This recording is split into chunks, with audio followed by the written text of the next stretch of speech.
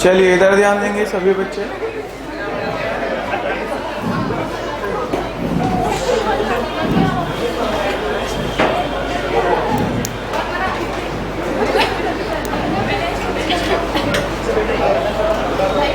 चलो बस बस बातें नहीं, इधर ध्यान देंगे सभी बच्चे। स्टार्ट कर रहे हैं चैप्टर नंबर 1 इंडियन रेगुलेटरी। चलिए गुड मॉर्निंग बेटा, कैसे हैं आप सब? बढ़िया। चलिए चैप्टर 1 न्यू एनर्जी के साथ आज स्टार्ट करेंगे, कोशिश करेंगे खत्म करने की, ठीक है? बहुत छोटू सा चैप्टर। चलिए chapter number 1 talking about Indian regulatory framework. चलिए आपको ये तो सबको पता है कि लॉ कैसे पास होता है, इधर ध्यान देंगे। राइट, लॉ कैसे पास होता है, कहाँ जाता है, राइट, किसके साइन लगते हैं, राइट, किसकी अप्रूवल लगती है, बताया था ना? अच्छा, आपको ये भी पता है लॉ में क्या क्या आता है? Law includes act, rules, circulars, notifications, judgments, amendments, right, पता है ना? हाँ पता है। चलिए एक बार देखते हैं। अच्छा मुझे बताइए, हमारा नेशन फेडरल नेशन है या यूनिट नेशन है? मतलब एक गवर्नमेंट है या दो गवर्नमेंट है? दो, एक की आवाज आई थी। दो, एक, दो गवर्नमेंट। अच्छा, पहली गवर्नमेंट सेंट्रल गवर्नमेंट, दूसरी स्टेट गवर्नमेंट। अच्छा, तो हमारा नेशन क्या फेडरल है? अच्छा अच्छा फेडरल है, ठीक है। मुझे एक बात बताएंगे, क्या लॉ सेंट्रल लेवल पे ही पास होते हैं या स्टेट के भी लॉ होते हैं? स्टेट्स के भी होते हैं। अच्छा, तो हमने तो सीखा था कि सेंटर वाला कैसे पास होता है, जो पूरे नेशन में एप्लीकेबल होता है, राइट? अच्छा, नेशन मतलब इंडिया, ओके। अच्छा, कुछ ऐसे एक्ट भी हैं जो केवल एक स्टेट में ही एप्लीकेबल हो? यस, कैसे हो सकते हैं? कोई एग्जाम्पल? हाँ हाँ, वेरी गुड, ठीक। लीकर किसी स्टेट में बैन है, किसी में नहीं है, वेरी गुड। अच्छा, लीकर पे ड्यूटी कौन सी लगती है? सर ये तो नहीं पता है ना, इसका एक्ट तो नहीं पता हमें। एक्साइज ड्यूटी लगती है इसमें, ओके। अच्छा, मुझे बताएंगे लीकर एक स्टेट में बैन बताई और एक में नहीं है। अच्छा, ये कौन डिसाइड कर रहा है? स्टेट गवर्नमेंट डिसाइड कर रही है, ओके। और कोई एग्जांपल?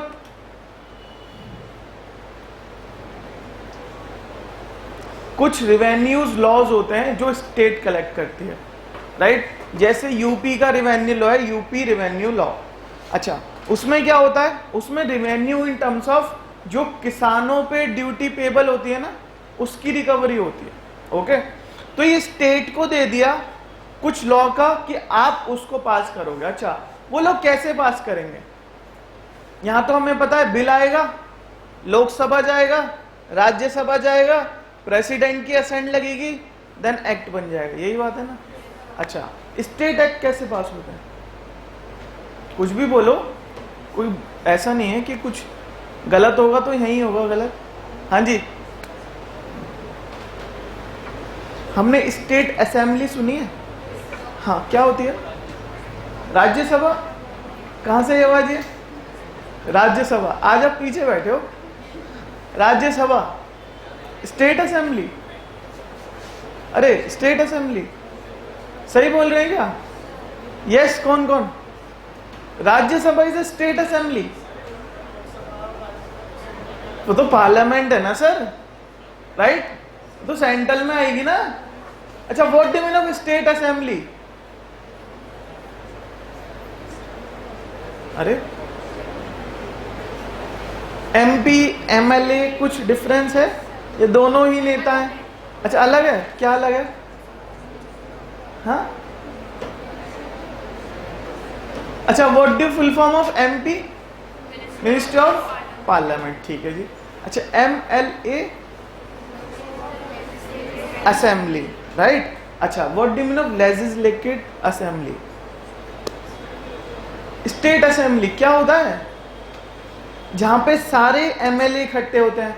अच्छा, एमएलए क्या होते हैं? अरे अच्छा, एमपी क्या होते हैं? सांसद, ठीक है, हिंदी मतलब सांसद। अच्छा, और कुछ? एमपी। एमएलए क्या होते हैं? विधायक। मैं पहले बोल लेता हूँ, है विधायक। अच्छा, क्या होता है विधायक? अच्छा चलिए, जब आपने मेरे को बताया हमारे देश में दो गवर्नमेंट है, सेंट्रल गवर्नमेंट और स्टेट गवर्नमेंट, है ना। अच्छा, सेंट्रल गवर्नमेंट में जो लोग चुन के आते हैं उन्हें एमपी बोलते हैं, राइट। अच्छा, वो कैसे चुने जाते हैं? आपके द्वारा ही, पब्लिक जनता के द्वारा, राइट। अच्छा, एमएलए कैसे? आपके द्वारा। आप कौन? उस स्टेट में रहते हो आप, राइट, उस स्टेट के रेजिडेंट हो तो आप एमएलए चुन सकते हो, सही बात है। अच्छा, what do mean of MLA? MLA क्या करते हैं? वो विधायक होते हैं और वो केवल अपने स्टेट के लिए काम कर सकते हैं। किसके लिए? अच्छा, एमपी? हाँ, नेशनल लेवल पर रिकॉग्नाइज होंगे मगर अपने एरिया के लिए काम करेगा वो, समझ पा रहे हो। अच्छा, मगर वो रिप्रेजेंट किसे करेगा? अपने एरिया को इन नेशन वाइड। एमएलए किसको रिप्रेजेंट करेगा? अपने एरिया को इन स्टेट में, समझ रहे हो। अच्छा चलिए, समझ गए एमपी और एमएलए। तो हमारी चर्चा ये थी कि स्टेट में भी कोई लॉ पास होते हैं? यस होते हैं। तो कैसे होंगे? स्टेट असेंबली से, राइट। अच्छा, तो जो यूपी गवर्नमेंट जो भी एम्पावर होगी वो क्या करेगी? लॉ बनाएगी थ्रू स्टेट असेंबली। अच्छा, स्टेट असेंबली में क्या केवल रूलिंग पार्टी के ही नेता बैठे होंगे? रूलिंग पार्टी के ही एमएलए होंगे? अच्छा, अपोजिशन भी होंगे? हाँ, तो दोनों की कंसेंट चाहिए, राइट। दोनों की मतलब मोर देन 50%, राइट। अच्छा, 50% से ज्यादा, मोर देन 50% से ज्यादा अगर कंसेंट मिल जाती है तो स्टेट एक्ट पास हो जाता है। हमारे लिए इतना ही एप्लीकेबल है चैप्टर नंबर 1 में। अच्छा, अब बात करते हैं सेंट्रल लेवल पे जो लॉ होते हैं। फॉर एन एग्जाम्पल, हमारा favourite goods and service tax, GST, right. कब आया है? कौन सी ईयर में?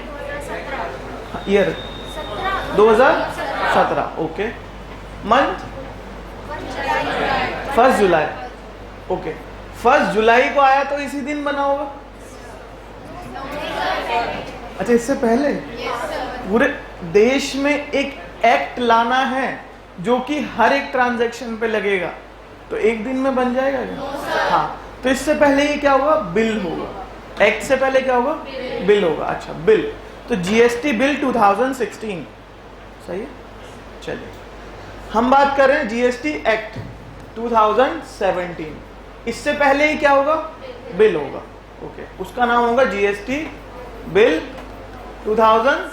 चलिए, एक साल बिल को चर्चा करने में लगी कि जो प्रोविजन हम जीएसटी में ला रहे हैं वो करेक्ट भी हैं या नहीं। क्यों करेक्ट है कि नहीं? क्योंकि ये टैक्स पूरे नेशन पे लगेगा, राइट। आप वाटर बोतल लोगे तो भी लगेगा, राइट। आप मूवी जाओगे तो भी लगेगा, समझ पा रहे हो। आप कुछ भी प्रोडक्ट खरीदोगे, हाउस होल्ड का खरीदोगे, ग्रोसरी लोगे तो भी जीएसटी लगेगा। रेस्टोरेंट जाओगे तो जीएसटी लगेगा, है ना। हर चीज पे जीएसटी है। कोई सर्विसेज लोगे, सीए की सर्विसेज लोगे, जीएसटी लगेगा, राइट। कोचिंग लोगे, जीएसटी लगेगा, राइट। तो जब इतना बड़ा टैक्स पूरे नेशन पे लगना था तो एक साल तो चर्चा में लगा होगा ना। हाँ, तो 2016 में आया। चर्चा कहाँ होती है ये? सबके घरों में। अच्छा, पार्लियामेंट में, लोकसभा और, हाँ, तो लोकसभा और राज्यसभा में इसकी चर्चा हुई कि हम असाइन जब ही देंगे, मतलब मोर देन 50% हम वोट तभी देंगे जब इस एक्ट को, या सॉरी, इस बिल को, इसकी कमियां हम सुधार लें, राइट। अच्छा, कमियां कैसे सुधारी जाएंगी? टाइम लगेगा। पहले सभी पढ़ेंगे, सभी एमपीज पढ़ेंगे, राइट, और एमपीज पढ़ के उसमें कमियां निकालेंगे कि मैं इस प्रोविजन के फेवर में नहीं हूँ। क्यों नहीं हूँ? क्योंकि ये हमारा स्टेट में नहीं चल सकता, ये मेरे एरिया में नहीं चल सकता, राइट। समझ पा रहे हो। तो अकॉर्डिंगली उसमें अमेंडमेंट लाई जाएंगी, किसमें? बिल में, और एक फ्रेश एक्ट पास किया जाएगा कब से गवर्नमेंट दे देगी कि 1 जुलाई 2017 से ये एक्ट पूरे भारत में लागू हो जाएगा। बट लागू करने से पहले उनको 3 जनों की परमिशन चाहिए। फर्स्ट लोकसभा, राज्यसभा और प्रेसिडेंट की असेंट। समझ पा रहे हो? चलिए, लोकसभा में क्या, लोकसभा में क्या, अरे लोकसभा, लोकसभा में कौन बैठे होंगे? MPs, right. अच्छा, ये बिल प्रेजेंट किया जाएगा लोकसभा में और पूरा बिल पढ़ा जाएगा स्टार्टिंग टू एंड, और पूछा जाएगा कि किसी भी प्रोविजन पे आपको कुछ अपोजिशन तो नहीं करना, आपका कुछ इस पे डिसएग्रीमेंट तो नहीं है। हर एक प्रोविजन पे उनकी असेंट ली जाएगी। सही है? अगर 50% से ज्यादा असेंट आ जाती हैं तो लोकसभा में ये एक्ट पास, ये बिल पास हो जाएगा। नेक्स्ट, ये बिल कहां जाएगा? Rajya Sabha, right, okay, Rajya Sabha. ये बिल वहां पे जाएगा, सेम इसमें चर्चा होगी राज्यसभा में। कुछ उनको अमेंडमेंट करानी है बिल में, या कुछ प्रोविजन उनके हिसाब से नहीं है तो अकॉर्डिंगली बिल में चेंज कर दिया जाएगा। फिर अगर चेंजेस हुआ तो फिर दोबारा से लोकसभा जाएगा, इनकी असेंट लगेगी लोकसभा की, फिर राज्यसभा आएगा, फिर राज्यसभा उसको पास करेगी बिल को, देन कहां पे जाएगा? प्रेसिडेंट के पास, प्रेसिडेंट ऑफ इंडिया। ये क्या करेंगे? अपनी असेंट दे देंगे, अपना साइन लगा देंगे। ठीक है जी। जिस टाइम साइन लग गया इस बिल पे, ये क्या बन जाएगा? एक्ट बन जाएगा। ओके, ठीक। हमने लॉ में सुना है, law includes act, rules, circulars, notifications, amendments, judgments, orders और जाने ना क्या क्या, बहुत कुछ है ना। अच्छा, तो लॉ इंक्लूड्स ये दीज चीज। तो एक्ट तो बनाना सीख गए, आपको आईसीआई ने लॉ बनाना नहीं सिखाया, छोटे हो ना अभी आप। अच्छा, बता देते लॉ कैसे बनता है। लॉ बनता है जो करंट रूलिंग पार्टी होती है, जो करंट रूलिंग पार्टी होती है उससे। अच्छा, अभी करंट में कौन है? बीजेपी। मतलब अगर जीएसटी एक्ट जो 2017 में बना था उसके रिगार्डिंग रूल्स में अमेंडमेंट करनी है, अभी कौन कर पाएगा? बीजेपी कर पाएगी, जो रूलिंग पार्टी है हमारी, राइट। तो रूल्स किसके हिसाब से चलते हैं? सेंट्रल गवर्नमेंट, जो रूलिंग पार्टी है। समझ पा रहे हो? ओके। हमने बात करी circulars. What do mean of circulars? There is 2 circulars, first for the department, second for the general public. Suppose एक प्रैक्टिकल एग्जांपल ही बताते हैं।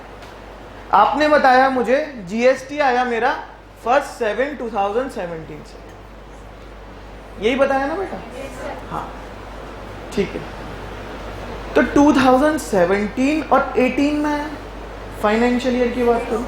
चलिए, फाइनेंशियल ईयर 2017 और 18, चलिए समझ गए। 2017 और 18 के चार्टर्ड अकाउंटेंट को जीएसटी ऑडिट करने थे। क्या करना था? जीएसटी ऑडिट करना था हम लोगों को। कैसे करें बताइए? कहां से कहां तक की ट्रांजैक्शन लें? I am the chartered accountant, मुझे 17-18 पे रिपोर्ट देनी है, जीएसटी ऑडिट रिपोर्ट, कि जो भी एक्स व्यापारी ने सही काम कराया या नहीं, सही जीएसटी पे कराया या नहीं, राइट। किसकी जिम्मेदारी लगाई सरकार ने? Chartered accountant.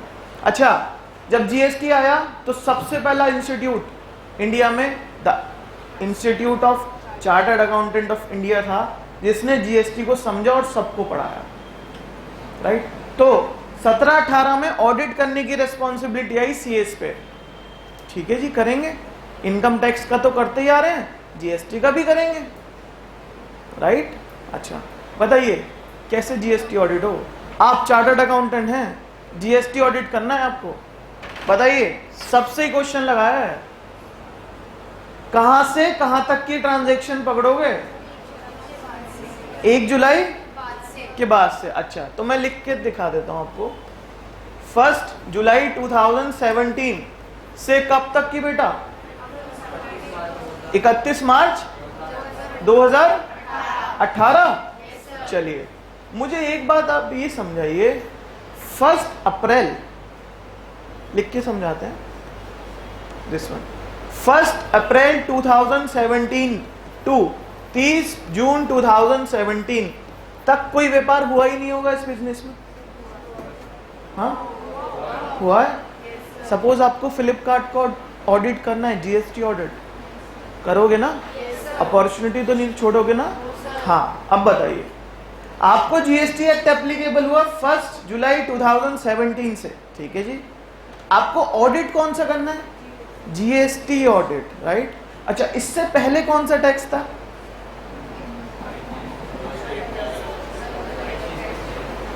VAT, VAT, right. इधर उस पे चर्चा नहीं करेंगे, वीएटी वैट था, राइट। उससे पहले सेल्स टैक्स था। चलिए तो 1 अप्रैल 2017 से 30 जून 2017 तक कुछ प्रोडक्ट बिके होंगे फ्लिपकार्ट पे या नहीं? हाँ तो क्या लगा हुआ उन पे? वैट। आपको ऑडिट कौन सा करना है? तो आपको तो जीएसटी ऑडिट करना है। फाइनेंशियल ईयर 17-18 में ये ट्रांजैक्शन ली जाए या नहीं ली जाए? ली जाए या नहीं ली जाए? कौन कह रहे हैं नहीं ली जाए? अच्छा कौन कह रहे हैं हाँ ले सकते हैं ना? ले सकते हैं, लेनी तो पड़ेगी। क्यों? हाँ पूरे साल की सेल्स नहीं पता चलेगी। मतलब कहने का इनका मतलब है हम 9 महीने की सेल पे ऑडिट कर जाएंगे, राइट। जो डिनोट करेगी मेरी पूरे ईयर की सेल, यही बोल रहे हो ना? हाँ तो मैं पूरे ईयर की सेल पे ऑडिट करूं ना, आपको तो जीएसटी ऑडिट करना है, वैट ऑडिट नहीं करना ना। हाँ जी प्रैक्टिकल इशू है, क्या किया जाए? हाँ जीएसटी वाले क्लियर करेंगे। हाँ तो ये क्लियर 2 तरह से किया जाता है। इधर गवर्नमेंट आपको 2 तरह से क्लियर करती है, by way of circular, by way of circular. अच्छा तो सर्कुलर 2 होते हैं, एक तो जनरल पब्लिक के लिए और एक डिपार्टमेंट। Department what? जैसे जीएसटी के लिए GST department, right. Income tax के लिए इनकम टैक्स डिपार्टमेंट, हर चीज के लिए एक डिपार्टमेंट खुल रहा है। अच्छा कंपनी एक्ट में कोई अमेंडमेंट लानी है, किस डिपार्टमेंट में जाएगी? MCA, right. हाँ तो सभी चीज के लिए एक डिपार्टमेंट है। तो सर्कुलर 2 लोगों के लिए आएगा, first general public, second department. चलिए समझ गए। ये वाला सर्कुलर किसके लिए आया होगा? जनरल पब्लिक के लिए आया होगा ना।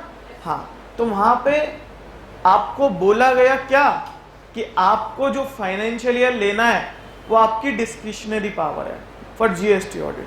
आप चाहो तो 1 जुलाई से ले लो या 1 अप्रैल से ले लो, in respect of that. But इन जैसे ये बोल रहे थे कि 9 महीने का ऑडिट हो जाएगा, तो सभी चार्टर्ड अकाउंटेंट ने ये सोचा बाय वे ऑफ मीटिंग कि हम पूरा ऑडिट करते हैं 1/4/2017 से 31 मार्च 2018 तक, जिसमें 9 महीने भी आ जाएंगे और 3 महीने भी आ जाएंगे। समझ पा रहे हो? हाँ तो क्लियर कैसे हुआ आपको? सर्कुलर से समझ गए। अच्छा कुछ प्रोविजन डिपार्टमेंट खुद नहीं समझ पाता, जैसे जीएसटी एक्ट में एक सेक्शन है सेक्शन 16 जो बात करता है आईटीसी के बारे में। आज भी डिपार्टमेंट के अंदर डिस्प्यूट है कि आईटीसी किसको दी जाए किसको ना दी जाए। पढ़ेंगे इंटरमीडिएट में, मैं ही पढ़ाता हूँ जीएसटी। चलिए तो उनको क्लियर करने के लिए डिपार्टमेंट ने सर्कुलर दिया लॉ में, तो सर्कुलर किसके लिए आया? डिपार्टमेंट के लिए। किसके लिए आया? ठीक। Next notification. हम पढ़ते जा रहे हैं कि एक्ट कैसे आता है, रूल्स कैसे आते हैं। सर्कुलर पढ़ लिए, अब पढ़ रहे हैं नोटिफिकेशन। फिर एक बार बुक में भी देखेंगे क्या कह रहा है। Notification, what do mean of notification? किसी ने देखा भारत का राजपत्र, ऐसा कुछ पीडीएफ? नहीं। हाँ तो जब एक्ट में कुछ अमेंडमेंट करनी हो, किसमें? एक्ट में, तो वो बाय वे ऑफ नोटिफिकेशन होती है। कैसे होती है? By way of notification. For an example आपको बोला गया, जीएसटी में ही एग्जाम्पल उठाते हैं, आपको बोला गया आप आईटीसी ले सकते हो ईयर एंड के 6 महीने तक, उसको 6 महीने से उठा के 9 कर दिया, ठीक है, एक डेट बढ़ाई 6 मंथ से 9 मंथ। अच्छा कैसे करें? एक्ट में तो 6 महीने लिखा है, अमेंडमेंट कैसे करें? पूरा लॉ दोबारा से लिखें, फिर जाएं लोकसभा, राज्यसभा, प्रेसिडेंट के पास। अरे इस समय तो अपोजिशन बहुत मतलब अच्छी पावर में आ गया, पास भी नहीं होने देगा जीएसटी को। क्या किया जाए? नोटिफिकेशन से केवल डेट काट देंगे, कौन सी? 6 मंथ्स की, और क्या लिख देंगे? 9 मंथ्स। पूरा एक्ट अमेंड करने की जरूरत नहीं है। समझ पा रहे हो? अच्छा, तो एक्ट में कोई अमेंडमेंट आएगी तो by way of notification, Bharat का राजपत्र, ऑफिशियल गजेट ऑफ इंडिया। समझ पाए? नोटिफिकेशन कब आता है? Next, judgments. What do mean of judgments? अरे कितनी तरह की कोर्ट इंडिया में? 3। First district high court. District के 2 बच्चे, एक तो डिस्ट्रिक्ट और एक मेट्रोपोलिटन, पढ़ेंगे अभी, राइट। अच्छा, हम बात कर रहे हैं कोर्ट 4 तरह की, metropolitan, district, high court, supreme court, यही है ना? चलिए यही है।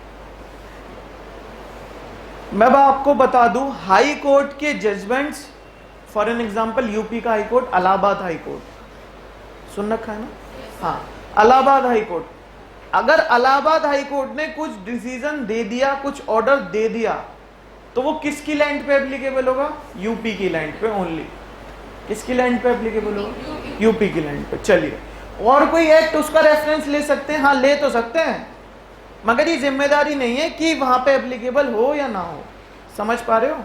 अच्छा, एक डिसीजन पास करा सुप्रीम कोर्ट ऑफ इंडिया ने। किसने पास करा? हाँ, तो वो एक्ट पूरे whole of the India applicable हो जाता है। ठीक, वो डिसीजन पूरे whole of the India applicable हो सकता है। उसको कैलकाटा वाले भी ले सकते हैं, यूपी वाले भी ले सकते हैं, मद्रास वाले भी ले सकते हैं, महाराष्ट्र, कोई भी ले सकता है उसका फेवर। समझ पा रहे हो? चलिए, एक जजमेंट सुप्रीम कोर्ट ने पास करा, वो इंडिया का लॉ बन गया। दोबारा से बोलता हूं, एक जजमेंट सुप्रीम कोर्ट ने पास करा, वो इंडिया का लॉ बन गया। मतलब कि सुप्रीम कोर्ट के डिसीजन इंडिया के लॉ बन जाते हैं। हाँ, इंडिया के लॉ कैसे बनते हैं? Law includes what? Act, rules, circulars. हाँ, तो सुप्रीम कोर्ट के पास ऐसी पावर है कि वो जो डिसीजन देगा वो इंडिया के लॉ बन जाएंगे। हाँ, आप कोर्ट के पास क्यों गए? आप कोर्ट के पास क्यों गए? क्योंकि एक पार्टी का दूसरी पार्टी से डिस्प्यूट है किसी एक मैटर को लेके, यही बात है ना? हाँ, तो वो डिस्प्यूट किसने रिजॉल्व करा? सुप्रीम कोर्ट ऑफ इंडिया ने। तो आगे अगर इस डिस्प्यूट पे कोई मैटर आता है किसी भी कोर्ट में, starting from metropolitan court to till supreme court, तो वो क्या लेंगे? उस कोर्ट का रेफरेंस ले लेंगे, उस जजमेंट का रेफरेंस ले लेंगे कि एक्सेस जजमेंट में हमने ये डिसीजन दिया था। समझ पा रहे हो? तो सुप्रीम कोर्ट के जजमेंट इंडिया के लॉ बन जाते हैं जी। उनमें सेंट्रल गवर्नमेंट नहीं आती, उसमें लोकसभा नहीं आती, उसमें राज्यसभा की भी जरूरत नहीं है, उसमें प्रेसिडेंट की भी जरूरत नहीं है। समझ गए? हाँ, तो सुप्रीम कोर्ट के जजमेंट इंडिया के लॉ बन गए। समझ गए? अच्छा, अब बात करते हैं, ये तो बात हुई नोटिफिकेशंस की, एक हमने बात करी जजमेंट्स की। अब बात करते हैं orders. There is a difference between judgment and order. हाँ, हमने बहुत तो देखा ऑर्डर करते हुए, है ना, मूवीज में, है ना? ऑर्डर बैठ जाओ, कटघरे में आके बात करो, ये तो हमने खूब देखा है। अच्छा, what do mean of order? कुछ तो ऐड करो। अच्छा, what do mean of judgment? What do mean of order?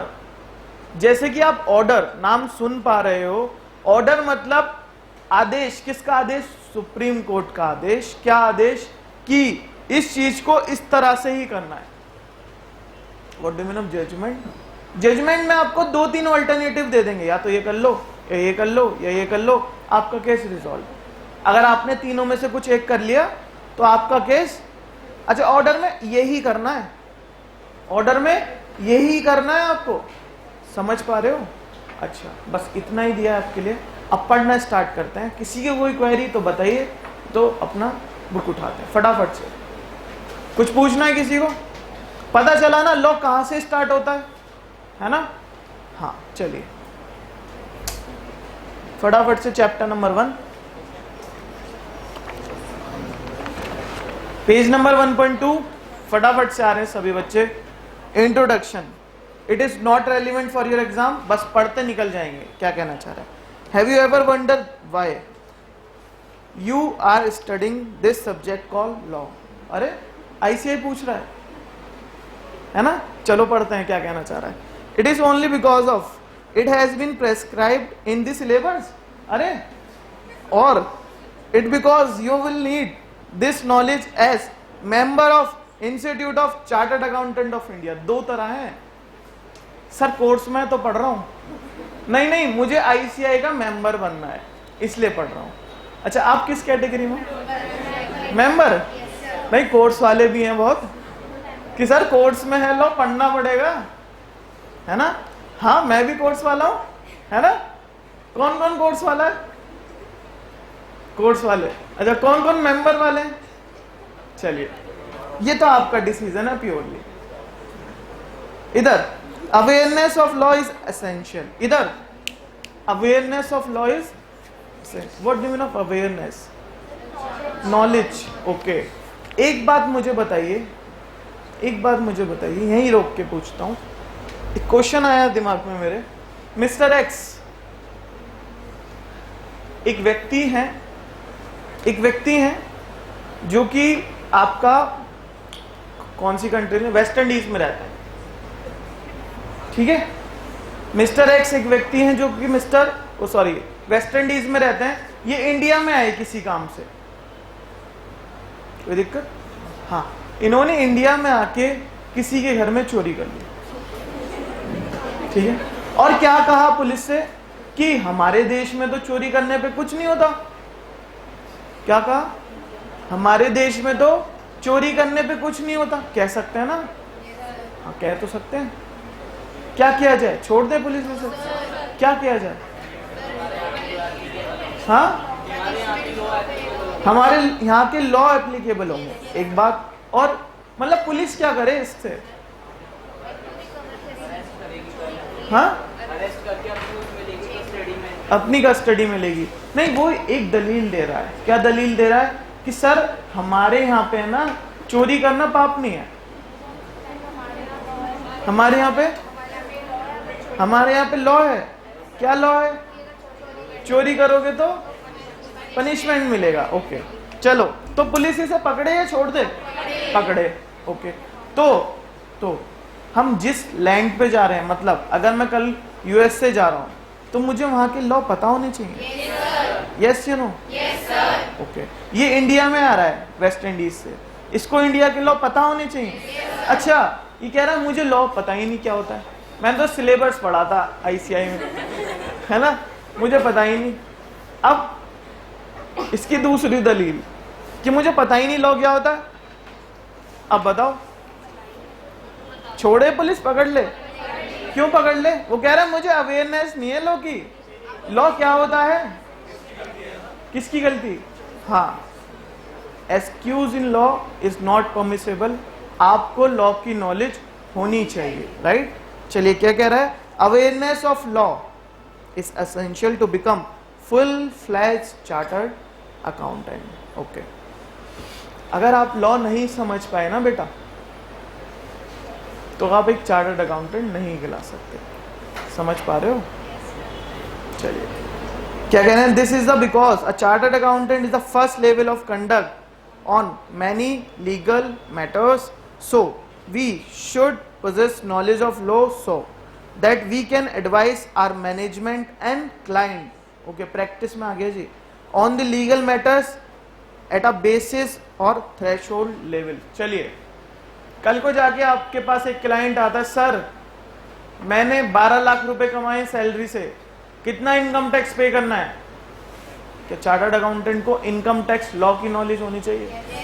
तो यही बोल रहे हैं, अगर आपको लॉ की knowledge, law includes all, whether income tax, GST, business law, कुछ भी, कंपनीज एक्ट, आपको इसलिए ही पढ़ाया जा रहा है क्योंकि क्लाइंट कैसा भी आ सकता है आपके सामने।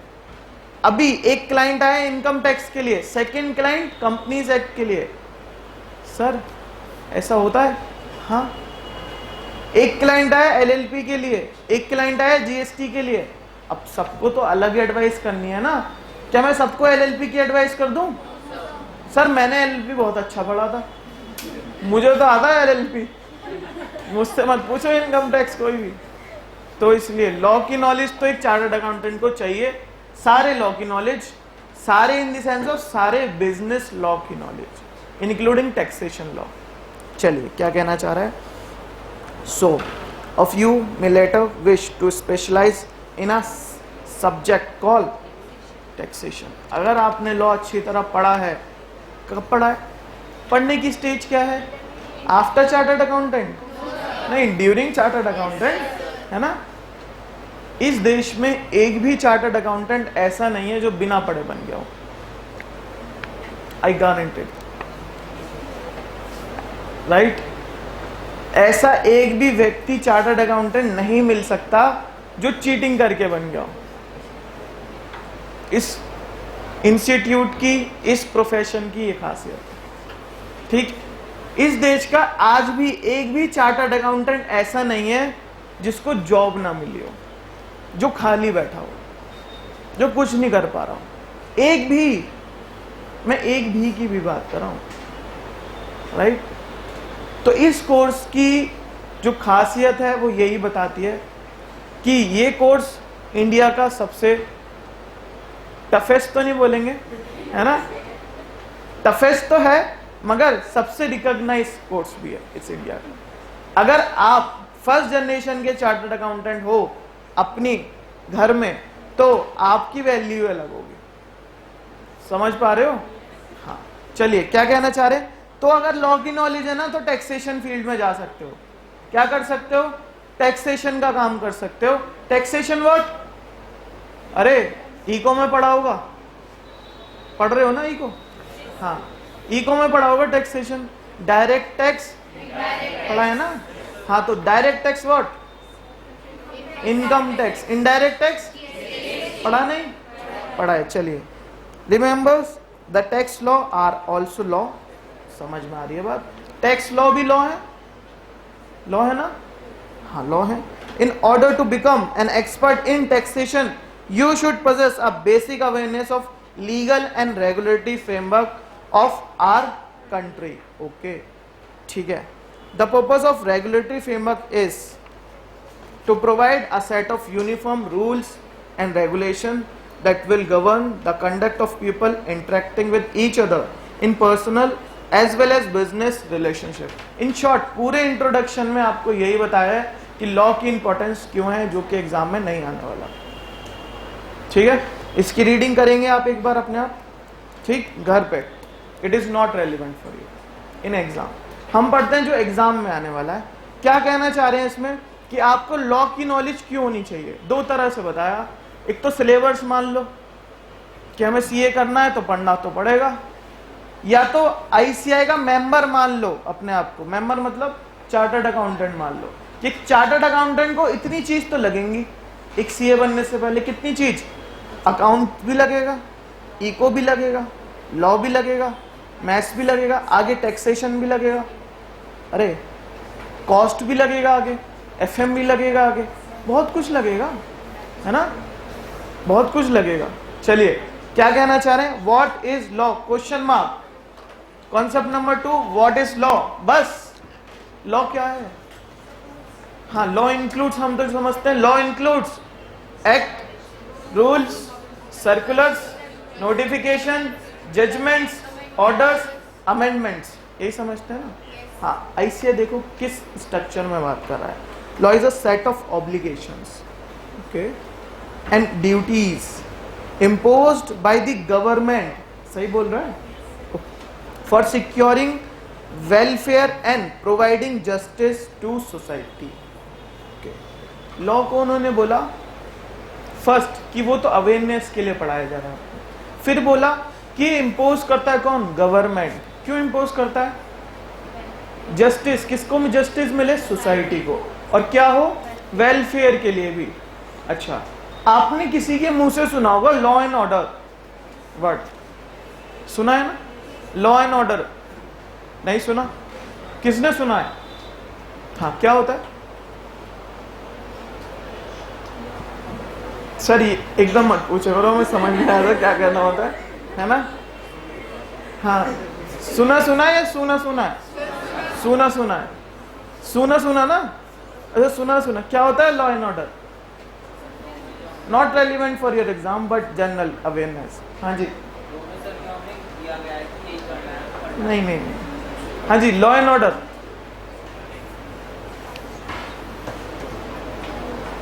अरे मुझे एक बात बताइए, मुझे एक बात बताइए, जो मेरठ में लॉ एंड ऑर्डर है वो same law and order Kashmir में भी है? अच्छा, मतलब क्या डिफरेंस लगा आपको?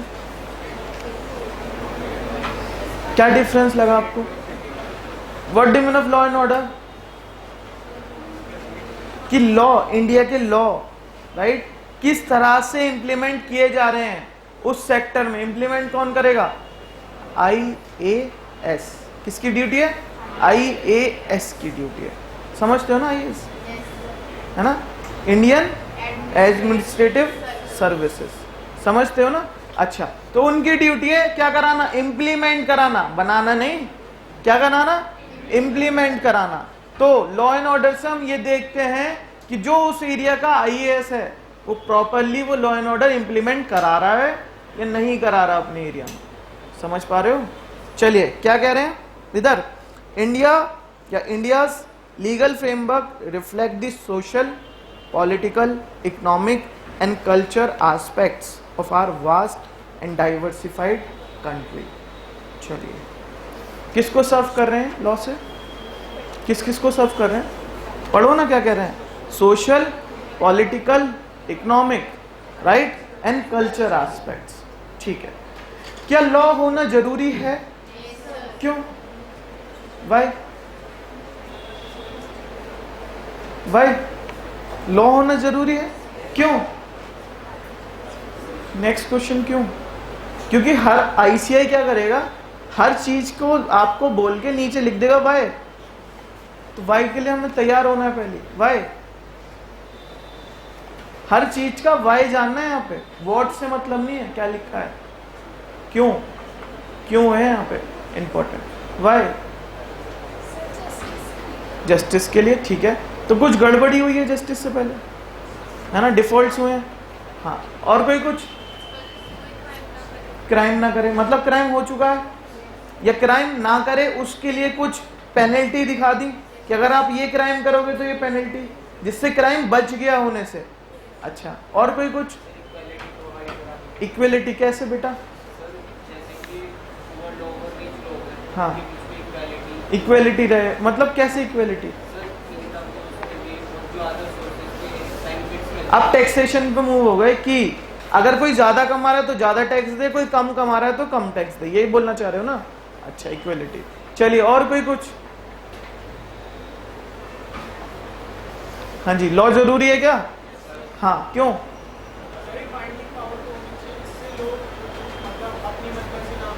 हाँ, अपनी मन मर्जी ना करें।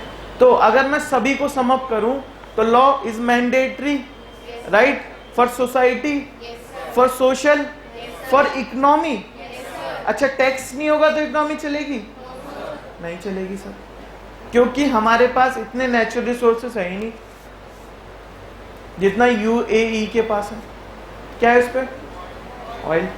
वो उसको बेचेगा, पैसा कमाएगा, उसे अपनी पब्लिक से कोई मतलब नहीं है, वो टैक्स नहीं लगाते, वो तो अपने नेचुरल रिसोर्सेज यूज करते हैं। इंडिया के पास है क्या नेचुरल रिसोर्सेज? इतने नहीं है, है मगर इतनी मात्रा में नहीं है कि पूरी कंट्री चल जाए। समझ पा रहे हो? तो इसलिए टैक्सेशन लगाना जरूरी है, टैक्सेशन लगाना जरूरी है। यस, टैक्स कलेक्ट होगा तो इकोनॉमी को बूस्ट करने में लगाएंगे, सही बात है ना? डेवलपिंग से डेवलप ले जाएंगे, what do mean of developing? Developing country को डेवलप बनाएंगे। अच्छा, डेवलप कैसे बनाओगे? रोड्स बनाओगे, ब्रिजेस बनाओगे, इंफ्रास्ट्रक्चर इंप्रूव करोगे, यही चीज है ना? अरे यही चीज है ना? हाँ, तो इसलिए लॉ तो इंपॉर्टेंट है फॉर इकोनॉमी। इकोनॉमी क्यों? टैक्सेशन कलेक्शन के लिए। फॉर सोशल, सोशल क्यों?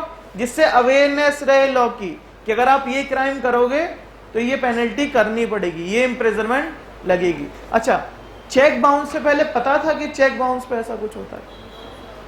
अरे इतने चार्जेस हैं, इतने कंपनसेशन देने पड़ेंगे।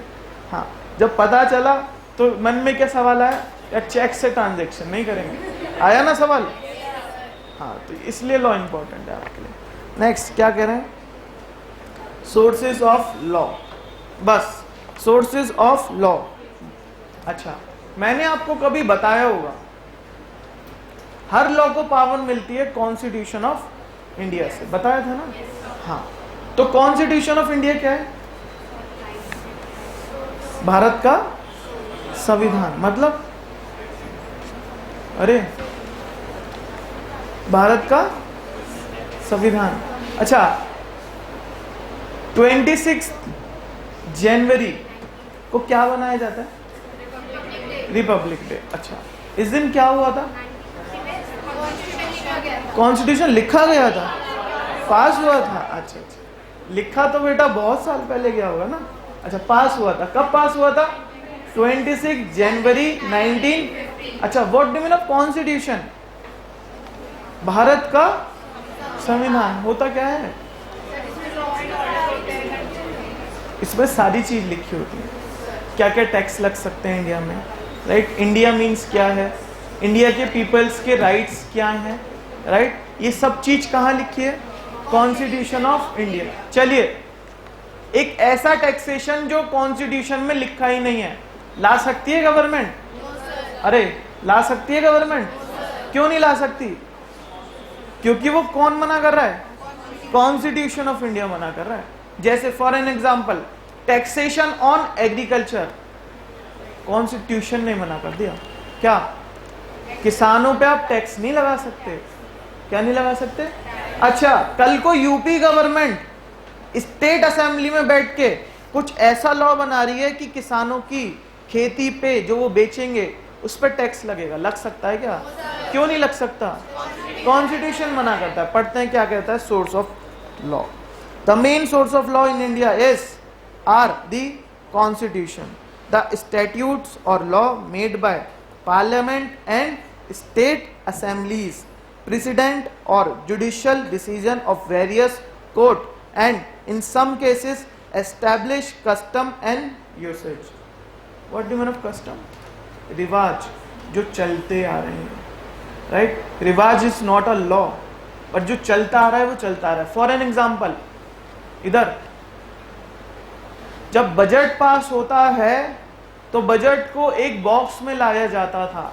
ये रिवाज अभी चेंज करा है निर्मला सीतारमन जी ने 2 साल पहले, और बजट को एक बैग में लाने लगी। वो किस में लाने लगी? बैग में। अच्छा, रिवाज क्या चलता था? बॉक्स में लाने का।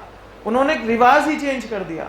अच्छा, उनसे पहले कोई फाइनेंस मिनिस्टर बजट को विदाउट बॉक्स नहीं लाया, मतलब बॉक्स में ही लाया है। बॉक्स क्या होता है? एक पेटी होती है, राइट? छोटा सा सूटकेस, उसमें आता है बजट। सभी फाइनेंस मिनिस्टर उसमें ही लाते हैं।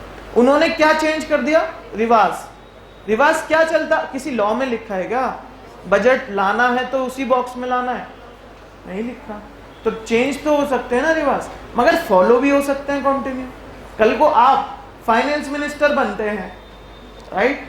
तो आप उसी बॉक्स में लाएंगे ना बजट को। फाइनेंस मिनिस्टर का काम क्या होता है इन बजट? बजट अनाउंस करना। बजट तो अनाउंस है ना? बजट पास करना, बजट को बनाना। ना ना ना ना बेटा, गलत राह पे जा रहे हो। हाँ, फाइनेंस मिनिस्टर का काम क्या है? बनाता है। बनाता वो नहीं है, हाँ, उसके सबऑर्डिनेट्स बनाते हैं। हाँ, फाइनेंस मिनिस्टर का काम क्या है? बजट को प्रेजेंट करना। कहाँ पे प्रेजेंट करना? लोकसभा एंड चलिए समझ गए। तो प्रेजेंट करने के लिए कुछ पेपर तो लाएगा ना जिसपे कुछ लिखा होगा, राइट? तो वो पेपर्स किस में आते थे? बॉक्स में आते थे। वो एक कस्टम था, एक रिवाज था। बट ऐसा कहीं लिखा था कि बॉक्स में ही आएंगे? तो वो चेंज हो गया। चलिए अब किस में आता है? अब एक पैकेट सा लाते हैं, वो उसमें आता है। अभी आएगा बजट जुलाई में, देखना फोटोज आएंगे खूब सोशल मीडिया पर। चलिए, you must be aware that India is a parliamentary democracy.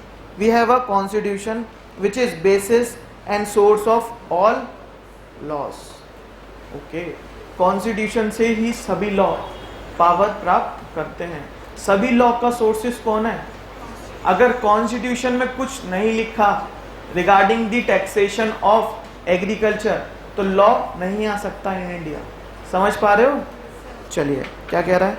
These representatives of people make law in parliaments. और अच्छा, रिप्रेजेंटेटिव्स ऑफ पीपल्स किन की बात कर रहा है? एमपीज। पार्लियामेंट में कौन होंगे? एमपीज। लिखेंगे representatives of peoples. MPs is representing to you, right? अरे right, mister Arun Govil is representing to you in the parliament. Yes yes. तो क्या कहना चाह रहे हैं? These representatives of the people make law in parliament और in their state assemblies as the case may be. Okay, so parliament is ultimate. Next page. Law making body. Parliament को क्या बोल दिया? Law making body. चलिए हमको क्या करना है इस चैप्टर में? हमको क्या करना है, कैसे करना है? हमको सब कुछ समझना है पहले तो। आज इसमें कोई भी कीवर्ड नहीं है चैप्टर में जो मैं आपको मार्क करा दूं कि बेटा ये मार्क कर लो और ये लिख के आ जाना एग्जाम में। अच्छा तो कैसे करें सर? हाँ, 6 नंबर का तो जरूर आएगा ये चैप्टर। कैसे किया जाए सर? तो जो आज आप समझ रहे हो, राइट, सोर्सेज ऑफ लॉ में आपने जो समझा, लॉ में जो आपने समझा, या अभी जो हम पढ़ेंगे मिनिस्ट्रीज, उसमें जो आप समझोगे तो वो पॉइंटर वाइज लिख लेना अपने पास। कैसे? Pointer wise. चलिए उसमें आप पॉइंटर वाइज ही उसको आंसर करके आओगे। अरे समझ पा रहे हो? क्योंकि एक लॉ नहीं है, कहीं सेक्शन में नहीं है ये चैप्टर। मैं बोल रहा हूँ सेक्शन 31 ऑफ नहीं, ये जनरल बातें बताई हैं, इनमें कोई कीवर्ड्स भी नहीं है। समझ पा रहे हो? तो इसको अपनी भाषा में पॉइंटर वाइज करना है। 1 और 2 पेज मैक्सिमम खत्म होना चाहिए सबका चैप्टर। एक पेज को आधा आधा बांटना, ठीक? ऊपर लिखना व्हाट इज लॉ, जो पॉइंट्स मैंने पढ़ाए हैं वो लिखना, 5-6 points. Next sources of law वो लिखना। ऐसी करके 2 पेज में चैप्टर खत्म होना चाहिए। ठीक है? चलिए क्या कह रहे हैं? The law pass by parliament में अप्लाई थ्रू आउट ऑल और पोर्शन ऑफ इंडिया। ठीक है। Whereas the law pass by the state legislatures apply only within the borders of the state concern. सही बोल रहेगा? Suppose UP government ने कोई act पास करा, वो पूरी भारत पे लगेगा? कहां पे लगेगा? यूपी में लगेगा। चलिए, the government of India act 1935। अरे कितने एक्ट हैं इंडिया में? सर आप ये बता दो कितने एक्ट हैं इंडिया में? गवर्नमेंट ऑफ इंडिया एक्ट, हाँ?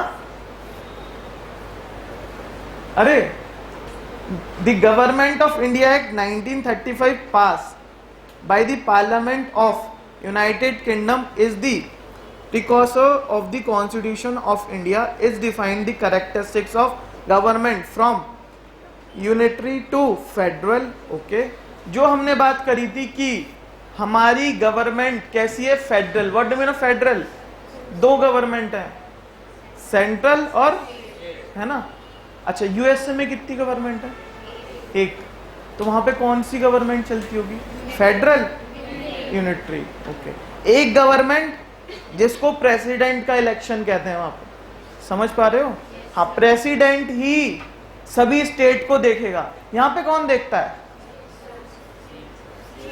सीएम। सभी स्टेट को कौन देखता है यहाँ पे? पीएम या सीएम? पीएम, सभी को तो पीएम देख रहा है ना, अपने स्टेट को सीएम देख रहा है। अरे सभी को तो पीएम देख रहा है ना। अच्छा, प्रेसिडेंट क्यों नहीं? प्रेसिडेंट क्यों नहीं? जब सभी कंट्री के प्रेसिडेंट देख रहे हैं तो इंडिया में प्रेसिडेंट क्यों नहीं देखते? यहां पीएम ही क्यों देखते हैं लोग? सभी को, सभी चीजों को। क्वेश्चन है ना। जब यूएसए का भी प्रेसिडेंट देखता है, राइट, रशिया का भी प्रेसिडेंट देख रहा है हर चीजों को, तो इंडिया में प्रधानमंत्री क्यों, यहां प्रेसिडेंट क्यों नहीं? सोचा है कभी? सोचा है? यहां पे भी तो प्रेसिडेंट देख सकता है ना। अच्छा, क्या यूएसए में पीएम नहीं होते? होते हैं, बट उनको इतनी पावर नहीं होती कि वो देश चलाएंगे। अच्छा, देश चलाने की पावर किस पे यूएसए में? प्रेसिडेंट। तो इंडिया में प्रधानमंत्री पे क्यों? Question mark. यहां क्यों ही इंपॉर्टेंट है ये इसलिए जानना जरूरी है क्योंकि चैप्टर ये कुछ ऐसा है, कभी एंशिएंट में ले जाता, कभी प्रेजेंट में खड़ा कर देता लाके। हाँ जी,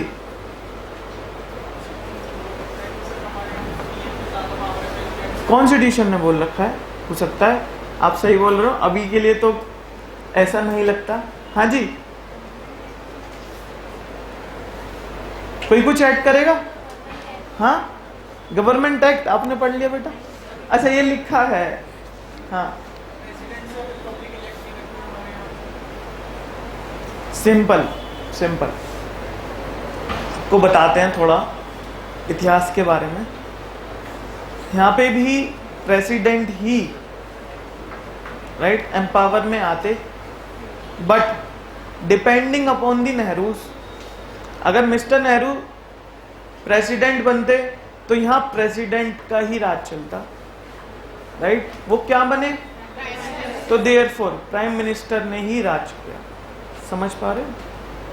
तो it is depending upon the purely mister Nehru कि वो जो भी बनते, जिस भी पोजीशन पे बनते, वो ही इस देश को चलाता। अरे ठीक, देयरफॉर प्रधानमंत्री आज तक भी यहाँ पे सारी चीज मैनेज करता है। इधर देखेंगे क्या कह रहा है। फेडरल है हमारी कंट्री। फेडरल मतलब दो, क्या दो गवर्नमेंट लिखेंगे फेडरल को मार्क करके। We have two government, one is a central, one is a state. हाँ जी, क्या क्यों? हाँ, जब कमेटीज बन रही थी ना, जिसमें महात्मा गांधी जी भी थे और सभी बड़े लोग थे, उन्होंने ही डिसाइड करा था कि नेहरू जिस पोजीशन में बैठेंगे वो ही गवर्नमेंट चलाएगा। समझ गए? चलिए इधर ध्यान देंगे। फेडरल को मार्क करा, चलिए लिखा। Powers were distributed between centre and state to avoid any dispute. Power किस में डिस्ट्रीब्यूट है? चलिए, in 1937 federal court was established and had jurisdiction of appellate, original and advisory. Okay, what do you mean of federal court? वो चार court कौन कौन सी? हाँ, metropolitan, district, high court. अच्छा, तो क्या कह रहा है? Federal courts was established and had jurisdiction of appellate, original and advisory. अच्छा, यूपी में हाई कोर्ट कौन सा? इलाहाबाद या मद्रास? इलाहाबाद। अच्छा, इंडिया का सुप्रीम कोर्ट कितने? एक ही तो है ना? एक कुछ उसमें था ना, हाँ कुछ, हाँ 17 सुप्रीम कोर्ट है, पता नहीं कुछ ऐसा चल रहा था बीच में। अच्छा, कितने सुप्रीम कोर्ट है इंडिया में? एक। ब्रांचेस तो हो सकती हैं, अगर सुप्रीम कोर्ट चाहे तो स्टेट में अपनी ब्रांच तो बना सकता है, but it is not constituted कि ब्रांचेस एक सेपरेट सुप्रीम कोर्ट है। अरे right, branches are the part of the supreme court. चलिए, हाई कोर्ट कहां पे? इलाहाबाद। हाई कोर्ट कहां पे? इलाहाबाद, बट उसकी ब्रांचेस हैं। आप पढ़ते होंगे न्यूज़पेपर, लिखा रहता है हर दूसरे न्यूज़पेपर में, मेरठ में हाई कोर्ट की ब्रांच के लिए इतना प्रोसेस हो चुका है। मतलब मेरठ में ब्रांच चाहिए किसकी? हाई कोर्ट की। अच्छा, अगर हाई कोर्ट की ब्रांच आ गई मेरठ में क्या होगा? आपको इलाहाबाद नहीं जाना पड़ेगा हाई कोर्ट के केस लड़ने के लिए, आपकी मेरठ में एक ब्रांच खुल जाएगी। मतलब इसका ये मतलब नहीं है यूपी में 2 हाई कोर्ट है, यूपी में एक ही हाई कोर्ट है, इलाहाबाद हाई कोर्ट, उसकी ब्रांचेस आ गई। समझ पा रहे हो? समझ पा रहे हो? तो क्या कहना चाह रहे हैं? Federal courts are establish, okay, and had jurisdiction. What do mean of jurisdictions? Suppose मेरे को हाई कोर्ट में जाना है, मैं कौन सा हाई कोर्ट में जाऊंगा? Allahabad high court. चलिए, अगर इसकी ब्रांच मेरठ में होती तो मैं इलाहाबाद हाई कोर्ट की मेरठ ब्रांच में जाऊंगा, तो Meerut branch is my jurisdiction. अरे समझ पा रहे हो? चलिए क्या कह रहा है next, the power of appellate jurisdiction extended to civil and criminal cases. सही बोल रहे हैं ना? 2 ही केसेस है ना, सिविल और क्रिमिनल। अरे 2 ही केसेस है ना, सिविल और क्रिमिनल। चलिए, whereas the advisory jurisdiction was extended with the power of federal court to advise governor general in matter of public opinion. The federal court operated for 12 years and had roughly 151 cases. ये आप इतना मत लिखना, आप इतना ही लिखना जहां तक लिखा है पब्लिक ओपिनियन, बस। चलिए, सिंपली ये है कि सोर्सेज ऑफ लॉ में अगर हम बात करें तो लॉ को जो सोर्स मिलता है फर्स्ट ऑफ ऑल कॉन्स्टिट्यूशन से मिलता है, राइट? कॉन्स्टिट्यूशन के बियॉन्ड कोई भी लॉ नहीं बन सकता। फिर उन्होंने बताया हमारी गवर्नमेंट कैसी है? फेडरल है। फेडरल क्यों है? यहाँ 2 गवर्नमेंट चलती हैं, first state government, central government. अरे सही बात है ना? अच्छा, इनमें पावर भी डिफरेंट डिस्ट्रीब्यूट है, कुछ मैटर स्टेट देखेगा, कुछ मैटर सेंट्रल देखेगा। समझ रहे हो ना? अच्छा, पावर भी डिस्ट्रीब्यूट। फिर बताया कोर्ट्स के बारे में, कोर्ट्स भी डिस्ट्रीब्यूटेड है, राइट? कोर्ट्स का ज्यूरिडिक्शन भी डिस्ट्रीब्यूटेड है, राइट? तो ये सोर्सेज ऑफ लॉ में लिखना है आपको। नेक्स्ट क्या बात कर रहा है? The constitution of India 1950। सही बोल रहे हैं? डेट क्या है? 26 जनवरी 1950। अच्छा, the Constitution of India 1950 is the foremost law, okay, that deals with the framework within which the democratic system works, and all laws are made for the people, by the people, for the people, by the people. What do you mean of for the people, by the people? ये keyword हो सकता है, mark कर लो, keyword है ये, for the people, by the people. Law for the people के लिए बनाए जा रहे हैं। कौन कौन कर रहे हैं? पीपल के लिए, बाय द पीपल के द्वारा। अच्छा, हम ही बना रहे हैं लॉ, हमारे लिए ही बना रहे हैं। चलिए नेक्स्ट क्या कह रहा है? The constitution also provides for and protect certain fundamental rights of citizen. हमने बात करी थी ना, कॉन्स्टिट्यूशन में क्या क्या लिखा है? राइट्स लिखे हैं। कौन से राइट्स? हमारे राइट्स। राइट्स क्या है हमारे? पता है राइट्स क्या है हमारे? Right to live, right to education, right? और पता है अपने राइट्स? हाँ बताओ। Right to information, very good. हाँ जी। Right to speak, very good. हाँ जी। राइट टू वोट, बहुत अच्छे। ये कहाँ लिखे हैं राइट्स? कॉन्स्टिट्यूशन में लिखे। क्या कह रहा है? इधर ध्यान देंगे। हम बात करें, the constitution also provides for and protect certain fundamental rights of citizen. अच्छा, कॉन्स्टिट्यूशन के बारे में भी लिख के आना है। कहाँ पे? सोर्सेज ऑफ लॉ में लिख लो। ये पॉइंटर बनाने हैं, इनमें लिखना है आज आपको घर पे जाकर जो बताएं। सोर्सेज ऑफ लॉ में आपको पहले तो बात करनी है कि constitution is a main source, ठीक है। फिर आपको बात करनी है गवर्नमेंट के बारे में, किस तरह की गवर्नमेंट और गवर्नमेंट को किस तरह की पावर। फिर आपको कोर्ट के बारे में कुछ डिस्क्राइब करना है उसको। फिर आपको कॉन्स्टिट्यूशन के अंदर का लिखना है कि उसमें कुछ फंडामेंटल राइट्स हैं। समझ पा रहे हो? चलिए नेक्स्ट क्या कहना चाह रहा है? It also lay down fundamentals duties. कहाँ पे लिखी है?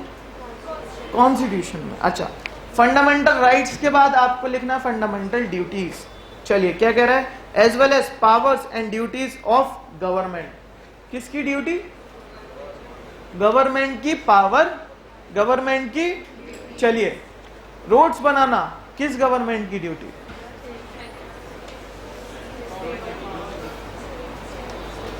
ब्रिजेस बनाना किस गवर्नमेंट की ड्यूटी? हाईवेज बनाना किस गवर्नमेंट की ड्यूटी? कहां लिखा होगा?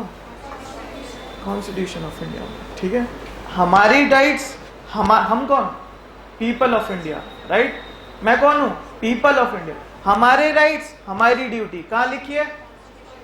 गवर्नमेंट के राइट, गवर्नमेंट की ड्यूटी भी कॉन्स्टिट्यूशन में लिखी। चलिए इधर ध्यान देंगे। हाईवेज बनाना किसकी ड्यूटी? सेंट्रल स्टेट दोनों बनाते हैं, है ना? मेनली सेंटर बनाती है, स्टेट भी बनाती है हाईवेज। इधर ध्यान देंगे, बोथ सेंटर एंड स्टेट दोनों की ड्यूटीज, दोनों की पावर लिखी होंगी कॉन्स्टिट्यूशन में। The law in India is interconnected with each other forming a hybrid legal system. What do mean of hybrid? Mix या mixture, mixture of legal system. Mixture what? Centre law और state law. अगर मैं बात करूं, ये क्या कहना चाह रहे हैं? ये बात कर रहे हैं लॉ में जो इंडिया के लॉ हैं उसमें सेंट्रल गवर्नमेंट के भी लॉ आएंगे और स्टेट गवर्नमेंट के भी लॉ आएंगे, दोनों का मिक्सचर है। समझ पा रहे हो? चलिए नेक्स्ट क्या कह रहा है? इस चैप्टर में कुछ हेक्टिक थोड़ी ना है ना? अच्छा लग रहा है ना ये चैप्टर? नहीं लग रहा? 6 मार्क्स दे के जाएगा। अब तो सर अच्छा लग रहा है ना? चलिए क्या कह रहे हैं? The people who wrote the constitution decided to divide the law making power between central government and various state governments. क्या कह रहे हैं कि लॉ को बनाने की पावर दो गवर्नमेंट के पास है। सही बोल रहा है क्या? सेंटर के पास भी है और वेरियस स्टेट के पास भी है। चलिए क्या कह रहा है? So the Indian constitution has 3 list. First central list, state list और यूनियन लिस्ट। ज्वाइंट लिस्ट को कर लो, union list, central list, state list और यूनियन लिस्ट। चलिए चलिए, अच्छा लग रहा है चैप्टर? चलिए यहीं तक रोकेंगे इस चैप्टर को, बाकी कल कंटिन्यू करेंगे। क्या क्या पढ़ा आज हमने? काफी अच्छा हमने इसका बैकग्राउंड समझा कि लॉ क्यों, है ना? जरूरत है क्या लॉ की इंडिया में? हाँ सर बहुत। अच्छा सब्जेक्ट में जरूरत है क्या? नो सर, है ना? हम तो सिलेबस के लिए पढ़ते हैं, है ना? आईसीआई ने बोला स्टार्टिंग में कि आप या तो सिलेबस के लिए पढ़ लो या मेंबर बनने के लिए पढ़ लो। मेंबर बनने के लिए क्यों पढ़ लो? क्योंकि टैक्सेशन की भी नॉलेज चाहिए, कंपनीज एक्ट की भी नॉलेज चाहिए, कल को जाके एलएलपी की भी चाहिए, सभी की चाहिए। अच्छा अगर लॉ पढ़ा ही नहीं तो नॉलेज कैसे डिस्ट्रीब्यूट करोगे? हम पे 4 क्लाइंट आ गए इनकम टैक्स के, 4 आ गए जीएसटी के। अगर मैं केवल इनकम टैक्स ही पढ़ के आया हूँ अपनी सीए में तो मैं जीएसटी के क्लाइंट कैटर ही नहीं कर पाऊंगा। सही बात है ना? तो इसलिए सब कुछ पढ़ना है यहाँ पे। और दूसरी बात जो आईसीआई ने लिखी नहीं वो मैं बता देता हूँ। जो लीस्ट इंपॉर्टेंट आपको लग रहा है वो मोस्ट इंपॉर्टेंट एग्जाम में है, ठीक है? या जो आप छोड़ के जाना चाह रहे हो वो वहां लिखा है एज अ क्वेश्चन। अच्छा रिवाइज करते हैं। Chapter number 1 Indian constitution of India. अच्छा इंडियन रेगुलेटरी फ्रेमवर्क। अच्छा अच्छा, 1-2 बच्चे ही जग रहे हैं ना हम सब? Indian regulatory framework talking about first why law, क्यों लॉ, क्या जरूरत आन पड़ी लॉ की, किसके लिए इंपॉर्टेंट है? सोसाइटी के लिए, इकोनॉमी के लिए, वेलफेयर के लिए। हाँ सर सबके लिए तो हमें लॉ चाहिए, राइट? अगर लॉ नहीं है तो फिर एक यूनिफॉर्मिटी नहीं रहेगी, है ना? सब अपने हिसाब से चलेंगे। एक लॉ है तो लॉ के हिसाब से चलना पड़ेगा सबको, ठीक बात है ना? अच्छा what are the sources of law? हर लॉ को कहां से पावर मिलती है? कॉन्स्टिट्यूशन से पावर मिलती है। अच्छा, नेक्स्ट, कितनी तरह की गवर्नमेंट? इनको क्या बोलते हैं? Federal country, right, federal government. अच्छा, कौन कौन सी दो गवर्नमेंट? Central government. अच्छा, लॉ बनाने की पावर किस पे? दोनों गवर्नमेंट पे, सेंटर पे भी है ना। सेंटर कैसे बनाती है? पहले लोकसभा जाएगी, प्रेसिडेंट। अच्छा, स्टेट गवर्नमेंट स्टेट असेंबली में बना लेगी, सही है ना। ओके, स्टेट असेंबली के बाद प्लस गवर्नर ऑफ यूपी या गवर्नर ऑफ स्टेट के भी साइन लगते हैं, वो डिफरेंट है, आपको नहीं पढ़ाएगा वो इधर। तो सेंटर भी लॉ बनाएगी, स्टेट भी लॉ बनाएगी, दो तरह की गवर्नमेंट होगी, ठीक है। फिर कॉन्स्टिट्यूशन के बारे में कुछ बोलना है। क्या बोलना है? कॉन्स्टिट्यूशन में फंडामेंटल राइट्स लिखे हैं, किसके? पीपल ऑफ इंडिया के। कुछ फंडामेंटल ड्यूटीज भी करनी है, तो कहाँ लिखे हैं? कॉन्स्टिट्यूशन। अच्छा, कॉन्स्टिट्यूशन में पावर भी है और ड्यूटीज हैं, किसकी? गवर्नमेंट। कौन सी गवर्नमेंट? दोनों, सेंट्रल गवर्नमेंट और स्टेट गवर्नमेंट। बस इतना ही तो पढ़ा, अगर देखें टॉपिक वाला। चलिए, कल को खत्म करेंगे इस चैप्टर को।